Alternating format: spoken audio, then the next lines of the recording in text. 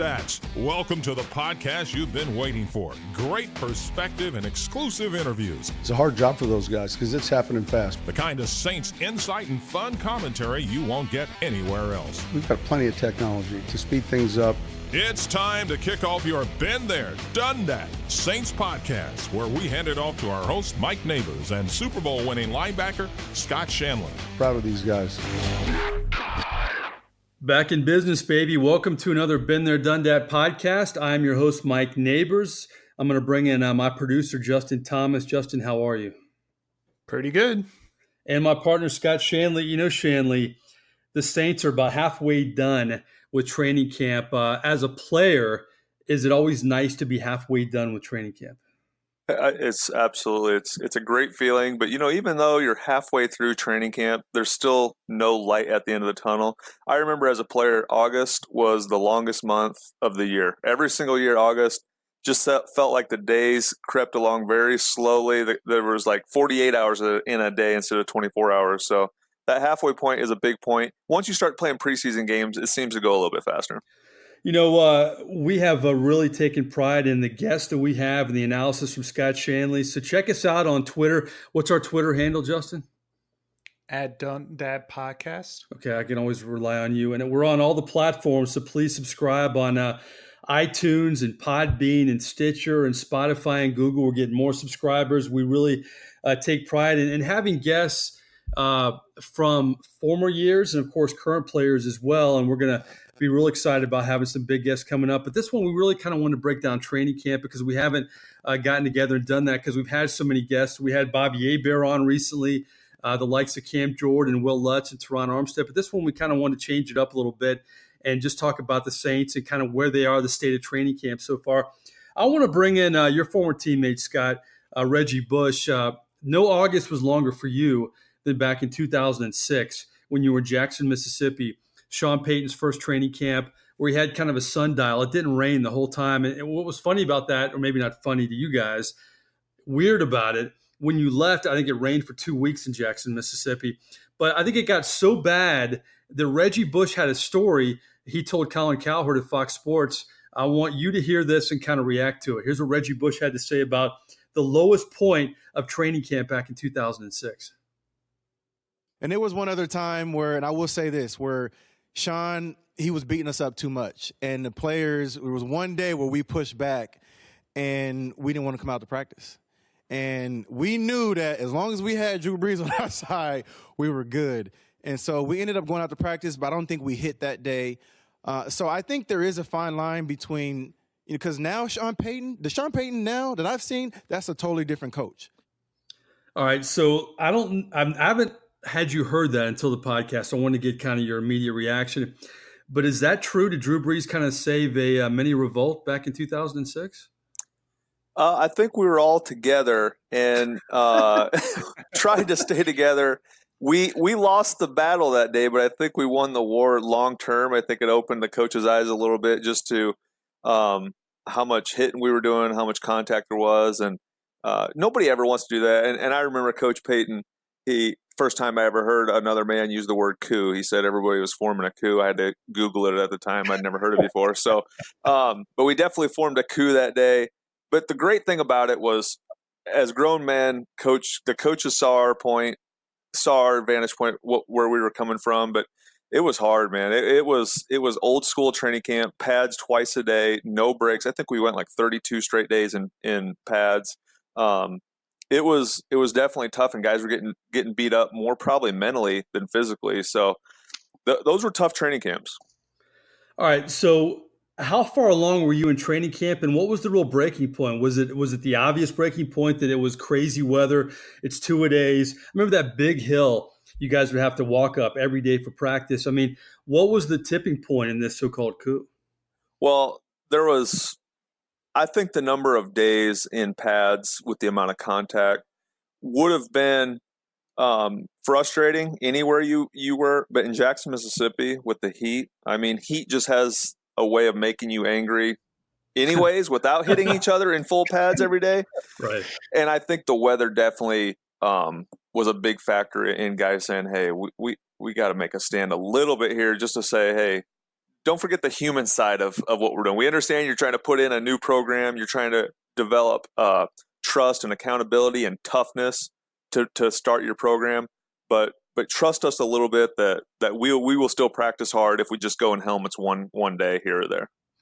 Take me inside this. This is fascinating to me because I was there back in '06 covering you guys. Was it kind of a team meeting? How'd you get Breeze to go to Peyton? I mean, how did that whole thing work? It's like a system of checks and balances there, right? Yeah, it really started in the locker room. I remember there's certain guys you have to get on your side. And for us on defense, it was, hey, Fujita, this is kind of ridiculous, right? We need a break here. There. Once we got Fujita on board, we were kind of good. And then Charles Grant pressured Fujita. They had a funny relationship. And so we all said, all right, if we're all in this together, then we can do this. But it didn't feel right. But it reached the point where it was kind of becoming, I don't want to say inhumane, but it was almost inhumane. Like, just give us a little bit of a break here. It's 130 degrees. We're on the turf field in the afternoon. And it was just kind of a little bit of a not so much a subtle message, but a message that needed to be sent at that time. So Fujita, this is fascinating to me. I didn't know this would kind of take a life of its own, but I think if you're a Saints fan, you would love these stories from the 2006 quote unquote coup. So Fujita represents the defense. So then he aligns with Breeze. Do they have like a cabinet meeting and then go to Peyton? I mean, how does this whole thing work out? No, I don't. I'm not sure how much Drew was brought in on it or how supportive he was of it. If he just got behind it because he's a complete team player, and he thought, hey, if everybody else is on board, and I'll back this thing too. He didn't want to be that guy who was going to cross the picket line with our last minute unionized strike of practice. So he was a part of it, but it really was not a long drawn out get together thinking. It was a last minute in the locker room, like, hey, are we all in this together? If we're all in this together, let's just do this and make a statement. And it was really as simple as that. It happened like in 10 minutes. So you weren't there, obviously, at the beginning. This must have happened right when you joined the team, around the same time. Yeah, it was a little bit later when I joined the team. Right. Interesting. All right. We talk about Sean Payton, and you were familiar with him, obviously, being in Dallas, but you've seen him evolve throughout the years. I mean, this is his 13th year. Obviously, he and Breeze have been in New Orleans 14 years, but you had the Bounty Gate year. This is what Reggie Bush said about the difference between Sean Payton now, especially after the game, compared to the Sean Payton he was used to. I'm watching some of these games. Like when I went to, some of the playoff games, after the games, they're in the locker room celebrating. They got the strobe lights going, they're partying and dancing. And I was like, this would have never happened when we was playing. You concur, I guess. Yeah, I absolutely concur. Now, the caveat to what Reggie's saying is right now there's social media. So you can, I love the interaction with teams and involving fans. Fans love to see their team that they support having a good time. So I love it. And you may as well do it while you're winning because you don't win every single year in the NFL. It's hard as heck to win in the NFL. So why not celebrate while you can do it? So I love that Coach Payton's allowed the team to have the fun they're having, especially with the amount of winning. Because like I said, it's hard to win in the NFL. So I love that he's allowed them to do it, but I also love that he's getting involved and he's becoming more of a player's coach. I still think he rules with an iron fist. Everybody knows who runs everything in that organization, but he's becoming more of a player's coach the longer he's coached. And I think the best leaders, the best coaches evolve because they know they have to. I mean, even Bill Belichick, you see subtle differences in the way that he kind of approaches things. But I think, don't you agree the best coaches, and you see the guys who stay around for a long time. I think Marvin Lewis is kind of the outlier. I don't know how he stayed around Cincinnati that long. But most of the coaches who do, they have to evolve. Yeah, and like I said, the main thing I think has changed is the kids are different because of social media. Everybody has their own brand. Teams have their own brand. You see NFL teams competing on social media with who puts out the best things on their social media platforms. And so I think coaching now has never been more difficult, especially with the kids you're dealing with and in the environment that we're in with the phones in their hands constantly. And I give Coach Payton credit. And he was a guy when he started in '06. He was as tough as there was in the league. He was mini Bill Parcells, and Bill Parcells was a hard coach to play for. But I think over the years, Coach Payton has realized the generations have changed. He can still be mini Parcells in a lot of terms, in a lot of ways throughout the building. But when you're winning and things are good, open up and let the guys see that you're enjoying it just as much as they are. When you talk about Sean Payton, to me, I think we've learned this in this podcast. You talk to so many of your former teammates. He's the kind of guy, he is a player's coach. He likes to have fun. We've even seen it, him playing bongos with Jimmy Buffett over the years, and he has a lot of layers to him. But I think like a lot of head coaches, you can have a relationship with him, but it's close, but not too close. And that's kind of the way it is, right? I agree. It's a perfect way to say it, Mike. I think a lot of us players, we have a whole new outlook of Coach Payton, not as a man, after playing. Because when you're playing, he demands a lot of you. He expects a lot of you. And so there's days where you're like, oh, man, he's grinding me in the ground. Not a whole lot of days that you're thinking of writing thank you cards to Coach Payton when your career's over. But when you're done playing and you go back, I think of a couple years ago when Seattle played there. I told him I wanted to bring my kids down to a game. He put us up in his suite with his family. Wow. His brother's up there doing magic tricks for the kids. It was an awesome experience. It was absolutely phenomenal. And after the game, bringing my boys down and talking to Coach Payton and him telling the boys some of the stories about my career, he is a completely different person when you're done playing. And I think a lot of us guys have talked about how awesome he is to be around and how thankful he was or is right now for what we did for him. I think that's the special part, is when you're playing for him, he can't tell you how great of a player you are. He can't tell you how thankful he is for all the things you're doing, because that's just not how he runs the operation. But when you're done playing and to hear those words come from him, it makes you appreciate everything he did for you while you were playing. When you talk about Sean Payton from a media standpoint too, it's a little different. Obviously, he's guarded with the media much more. But he's always sends the media a nice gift for Christmas. And I know the conversations I've had with him at owners' meetings or really after a game, sometimes after a big win, it's a different guy. So I appreciate the fact these guys are under a lot of pressure and they can't be, hey, buddy, how you doing all the time? I get all that. So I respect the fact that he has to turn it on as a head coach, and obviously respect his run in New Orleans, which we've chronicled in this podcast. All right, let's shift gears. I was in New Orleans for the opener, the preseason opener. We didn't see Drew Brees, but I think we got a really good glimpse, Scott, of Teddy Bridgewater and what he can do. And, to me, it's kind of a mystery with him. I mean, you look at some franchises around the NFL, and they could really use the Teddy Bridgewater, and he had options. But he's going to buy his time and learn under Drew Brees. And, yeah, he definitely got paid to be a backup quarterback. But what were your thoughts of Teddy Bridgewater and the chances that he got in that first preseason game? Well, obviously, yeah, he had a lot of chances. I think a lot of people are going to pick apart Teddy's preseason game, where I ask people to hold off on whether or not you make that, where you can say, hey, he's going to be the answer to Drew or not, is you got to give him an opportunity to play with the number one guys for a long period of time. There was a lot of that game where he was playing with some linemen who are going to be second or third string guys. That's a tough situation, really tough. The timing's all thrown off. But I think Teddy, from a personality standpoint and what he brings to the team inside that huddle, he is definitely a franchise quarterback. He needs to get the reps in Sean's system, live speed, but he's hardly even entered the prime of his career. He's still a young guy. Staying healthy, getting to learn from Drew, learning from Sean while he rests. Not many guys would be willing to do that. I mean, They brought him back, gave him a good contract, but I don't know of many quarterbacks around the league who would say, yeah, I'll come here and wait my turn instead of going to Miami and being the starting quarterback. So I think it says a lot about him as a person. But he's just going to need more reps, and he'll probably get more reps throughout the preseason with the number ones. I mean, I was shocked when they brought him in last year. It was kind of that all-in approach. I mean, they get Eli Apple, they trade up and get Marcus Davenport, and then they bring in Teddy Bridgewater. They know that window with Brees and this young football team's tight. The fact that he came back is really unbelievable and very surprising for me. Preseason football, to me, I can do without a lot of it. But the second half, I really wanted to watch Taysom Hill.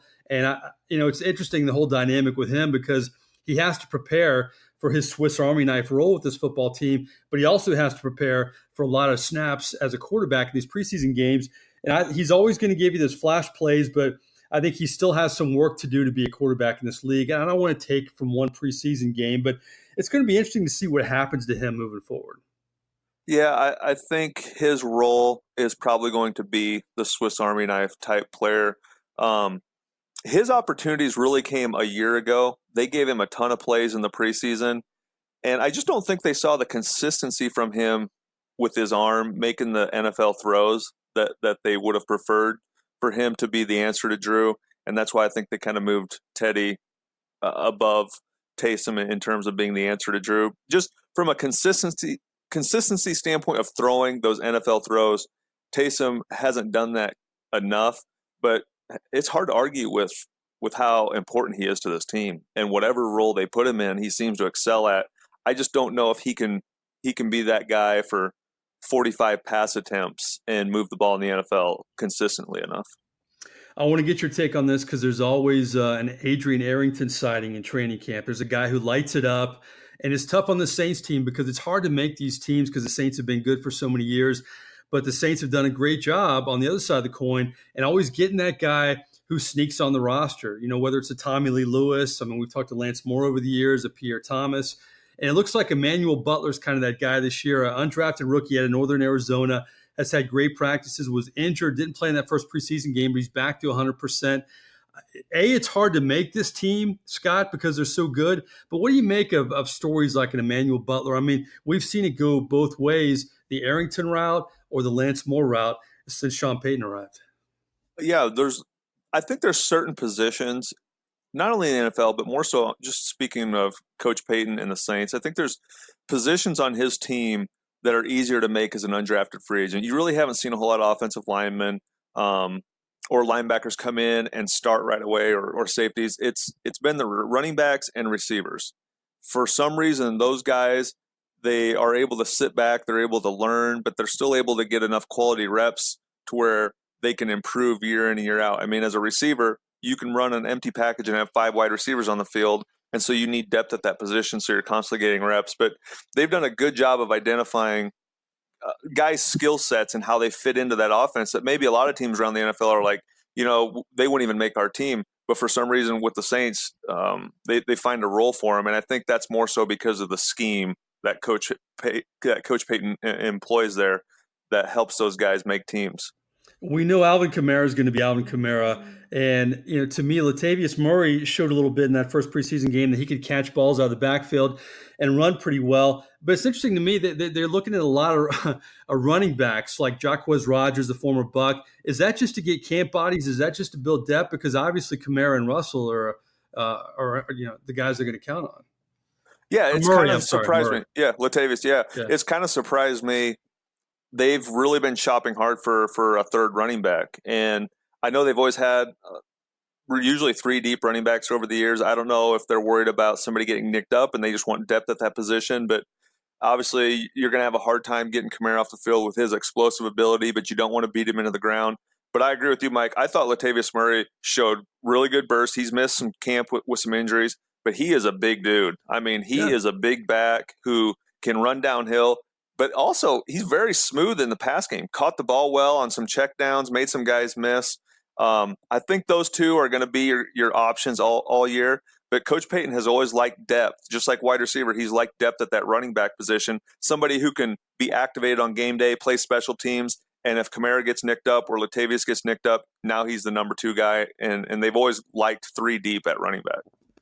We'll get to our highly entertaining, more likely segment in just a bit, but let's jump on the defensive side of the ball, kind of saving the best for last. Scott Shanley, you feel like this Saints defense could be the strength of the football team?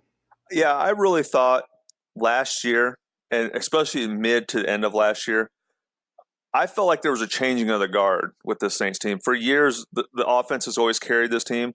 At the back half of last year, this defense really emerged and was a reason that they were able to win a lot of games. And it's really the first time in the Sean Payton era. And the reason I think they can be the strength or should be the strength is because you look at all the high draft picks, you look at all the youth, you look at all the explosiveness on that side of the ball. That side of the ball is a top 5 defense just when you put them on paper and you look at them athletically. And, the first preseason game, they looked a little sluggish, a little out of place a little bit, but a lot of that can come down to the timing of playing in a game, proper angles, the speed of the game. Hey, it's preseason, but they have a lot of talent on that defense, and it should be in the conversation for one of the top defenses in the NFL. What do you like about this defense? I mean, to me, Shelton Rankins isn't there. You bring in Malcolm Brown. The Saints always do a good job of kind of plugging the holes, especially in recent memory. But to me, you look at the signing of Michael Thomas, and you have all these young guys on the horizon who are going to have to get contracts. For years, everybody's talked about the window for Drew Brees. To me, there's as big a window for these young guys. I mean, especially on defense. You got the Lattimores, you got the Ram, the Anzalonis, and then you're going to have to pay, obviously, on the other side, the Camaras and the Ramcheks. You got to kind of make the most of this window with these young players. I agree, Mike.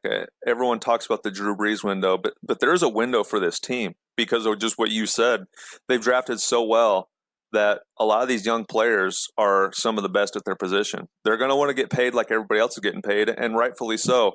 And what you have is you have a 1 or 2 year window, and it's not the Drew Brees window, it's the Saints window because of these young players and how well they played. But I like this defense. I love the depth. I love that you can't really go throughout this defense and say this position needs an upgrade severely or this position group needs a big upgrade. If Marcus Davenport becomes what everyone expects him to become and continues to get better, I would say that's the one question mark on everybody's mind. Maybe some more big plays out of the safety position. You saw 2 guys drafted this year, so they're looking for more depth. Dennis Allen likes to play a lot of safeties on that defensive side of the ball. So there are some things that you're still trying to figure out, but they just have so much youth and athleticism that you're expecting big things from the defensive side of the ball. And I think it's great that you have a young football team. They're going to push each other. I mean, I've seen stories about Michael Thomas and Marshawn Lattimore. It's amazing to me how many guys are from Ohio State. But then you have the Eli Apples. I mean, not only the dynamic that they're young players, but a lot of them went to the same school. I think that's helped Eli Apple. But I think that competition is going to help this football team because there's a lot of pride with a lot of these guys. It definitely does. And I think the one thing that I like about the Michael Thomas deal, he made him the highest paid receiver in the NFL. I put him in the category with guys like Aaron Donald and J.J. Watt, guys who get paid and still play exceptional football. They don't say, okay, I finally made it. I've got generational security for my family. I can exhale. I don't see Michael Thomas exhaling. I see him. His legacy is not about what he retires the game with his bank account. His legacy is what he puts up with numbers and championships, and that type of thing goes throughout the entire team. When you have a highest paid wide receiver, but he's still practicing every day because he wants to win a championship and grinding, that pushes everybody else. And I agree with you, Mike. Those guys being from the same school, they were together when they were 18, 19 years old. They all want to go out there and become the best cornerback or the best safety or whatever it may be, because Michael's already lifted that bar for the rest of those other guys. And I'll say this too. I mean, people can talk about, can the Saints get over the no call and how did they get over the Minnesota game? You know what was good about that? If there was a good thing, the young players were a part of those games and they've learned and they've already have valuable playoff experience and they've had a lot of ups, but they've had a lot of downs too. That's got to be, positive moving forward. It's not all great. I mean, they've had a lot of great, they've had some all pros already, but they've also learned it's not always easy in the NFL too.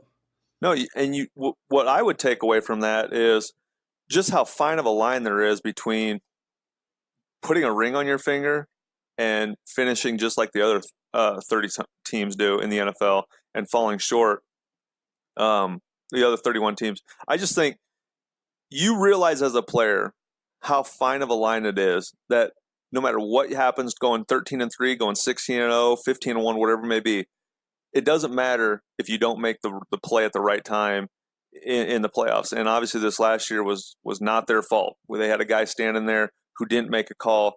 But as a player, what I would do is I would say, you know what, let's not even put the refs in the position to cost us an NFC Championship game. Early in the game when the Rams turned the ball over, let's go up 14-0. Let's put that thing away earlier. And I think a lot of guys will be motivated by that and push them throughout this year and looking to finish this thing off. My motto this year for this team, if I were inside the locker room, would be finish strong, finish stronger, finish stronger than we have in the past. Can you copyright that? Is that all you? I like that. I think I might have took that from the 2002 Nebraska Cornhuskers team did or you? modified it. You need to copyright that. Maybe we have Peyton on. We'll tell him that, and we'll already copyright it. We'll sell the T-shirts and everything. All right, Justin, you know what time it is.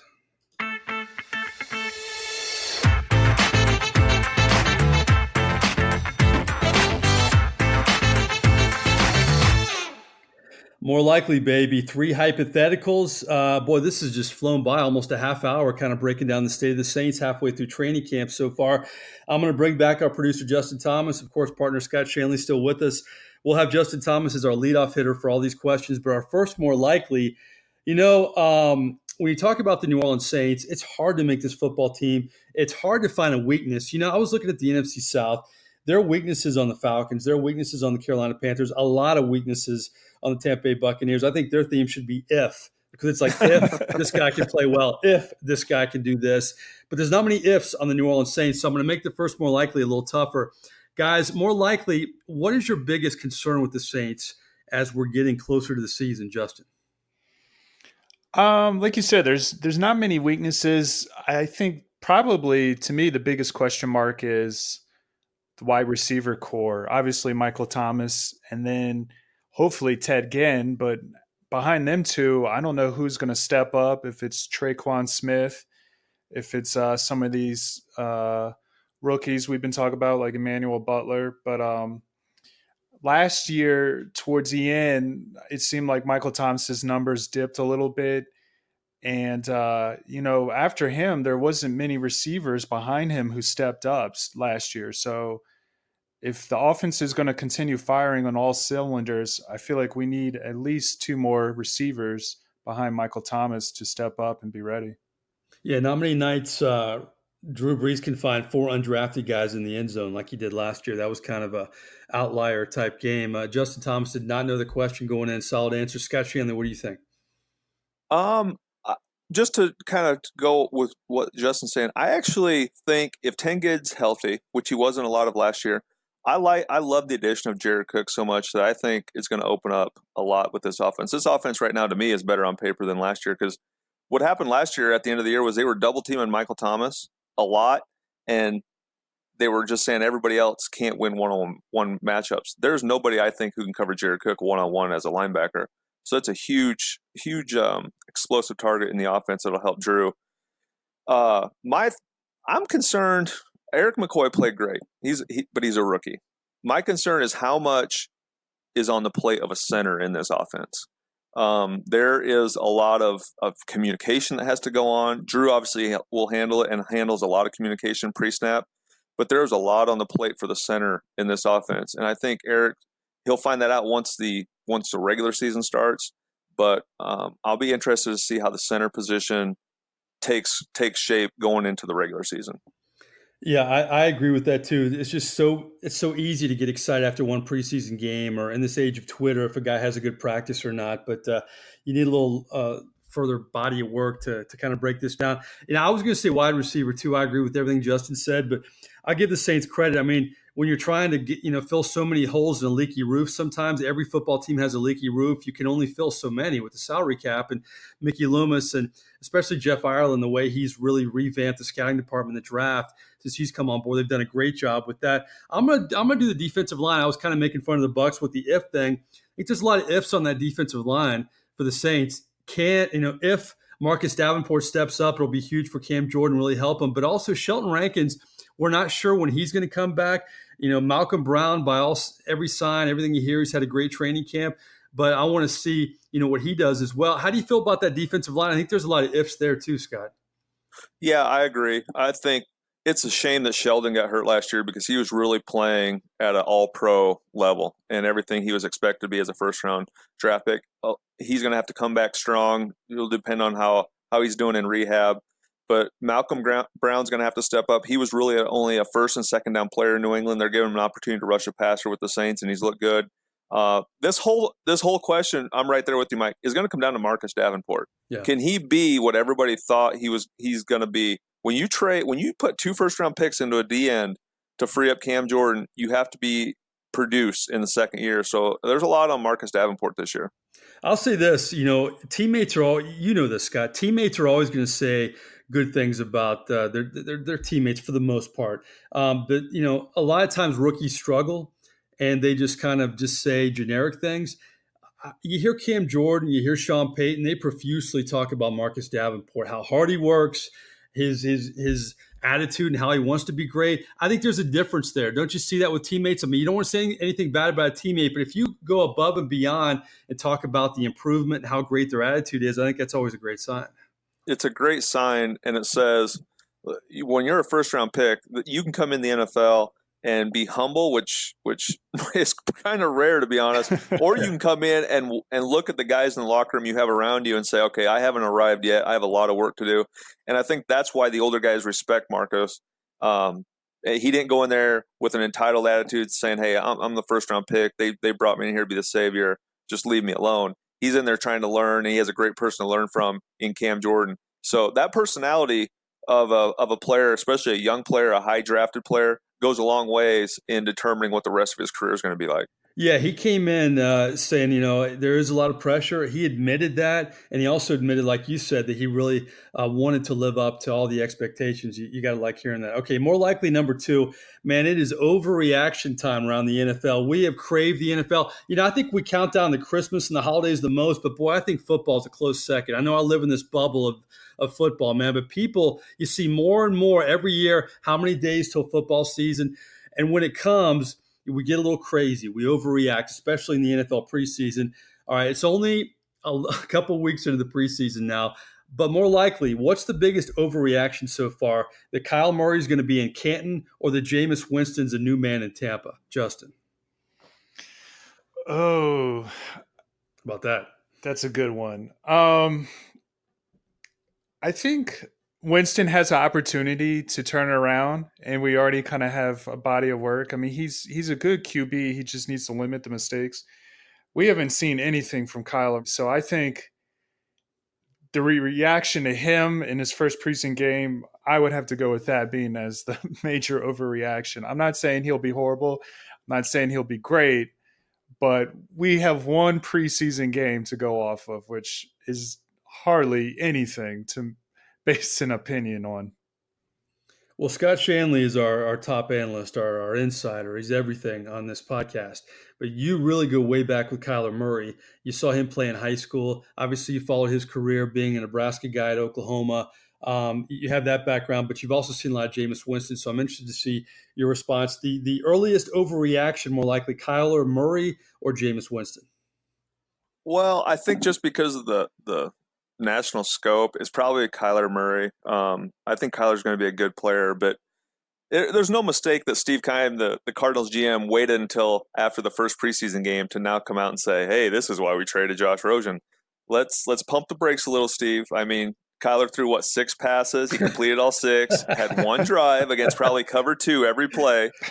But it was an important drive because you had half the nation saying, oh, I can't wait to see this 5'9", 5'10" quarterback fall on his face. And then you had the other half saying, he's going to show everybody that he's the next Russell Wilson. So, listen, it's preseason. They played cover 2 every play. Let's see how he does in week 12, week 13. Jameis Winston's kind of flying under the radar. But I will say this about Jameis Winston. If he can't turn it around under Bruce Arians, Yep. he won't turn it around for anybody. Because Bruce Arians has coached, every quarterback he's coached has been phenomenal and had career years. So this is a telling year for Jameis Winston. Jameis Winston is fortunate in so many ways that they could have brought all kinds of head coaches in there to Tampa. And if they weren't a Bruce Arians type guy, I don't know, what kind of leash he would have had. I mean, they already picked up his 5th-year option, so he was going to get paid. But you're right, Bruce Arians and Jameis Winston will be very interesting to watch. I think the interesting thing about the Bucs this year is they didn't bring in a big-time running back. They really believe the second round Ronald Jones is going to step up. And Jameis Winston has never had a big running back. He had Doug Martin, but Doug Martin was very inconsistent. The offensive line has always been up and down. And, of course, he's been Jameis Winston, so that hasn't helped either. So I really think it's more Kyler Murray. It's one preseason game. I think the Cardinals are not very good at all besides Kyler Murray, and that's not going to help him. And he doesn't have a Bruce Arians, so I'm going to go Kyler Murray as well. Okay, our last more likely, I always like to have a little bit of fun. And I almost hate to bring this guy up because I'm so tired of him, but he has 2 stories. He has 2 storylines. More likely, are we more tired of one over the other? Antonio Brown, are we more tired, Justin, of the helmet or the foot? This is difficult. I'm tired about hearing about it. I'm tired about the stories, and it's just something crazy. But on the other hand, it makes waiting for Hard Knocks worth it because you're going to get something great in every episode. But yeah, I don't know what's going on with Antonio Brown. He's definitely an interesting player. So you tired of one or the other? Or you just tired of him? Yeah, probably more tired of him than either story. Shanley, is there one storyline with our man Antonio Brown you're tired of more than the other? I think the helmet issue got way out of control. Listen, as an adult, you have to know when you step in a cryotherapy machine that you need to adhere to all the rules, because what happened to him can happen. That's why they have rules in place, which he doesn't like rules, obviously. But the helmet situation is something, as a player, I get it. You get used to your pads. You get used to little things like your knee pads fitting the way over your knees. But everybody else in the NFL has had to adhere to it. Jason Witten, who's played for years, 17 years, he had to change his helmet. So, Antonio, everybody's had to do it. Just conform. Find a helmet in the offseason that you can see out of good. There's plenty of helmets on the market. And stop resisting everything, because right now, Ben Roethlisberger and Mike Tomlin are sitting up in Pittsburgh saying, wow, we're loving life. Can everybody see now what we had to deal with? Yep. And Antonio Brown should have said, I want to show everybody that I wasn't the guy they portrayed me to be. But he's letting everybody see what the Pittsburgh Steelers had to deal with. I agree 100%. There are some people in life, it doesn't have to be the NFL, where there's always something. There's always something. They're going to complain. I think if the Roger Goodell had a new rule on shoestrings, Antonio Brown would make it a case and have a problem with it. I mean, it's just, he's that kind of guy.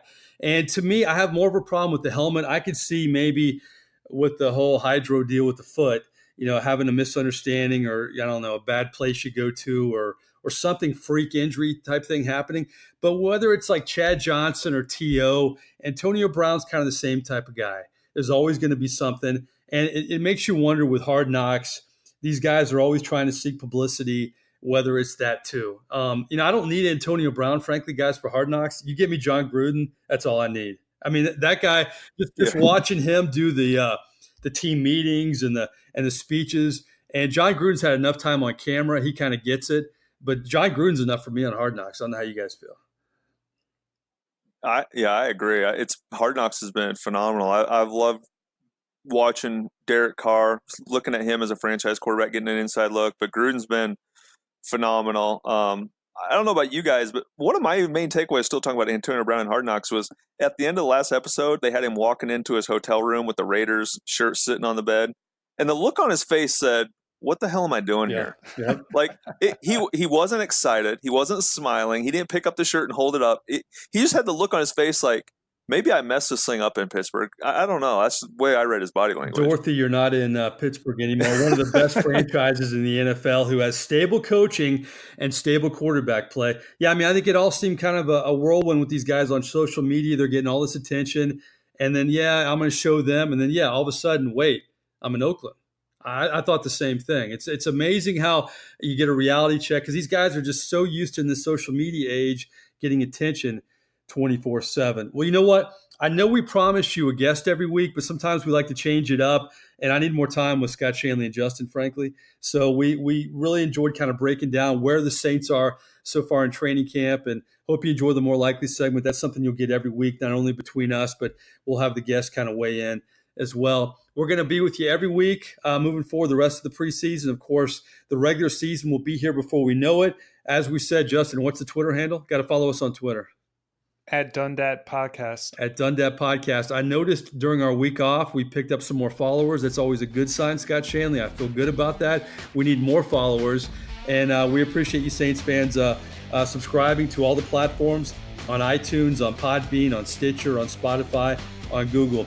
For Scott Shanley, for Justin Thomas, I'm Mike Neighbors. Thanks for tuning in. We'll talk to you next week.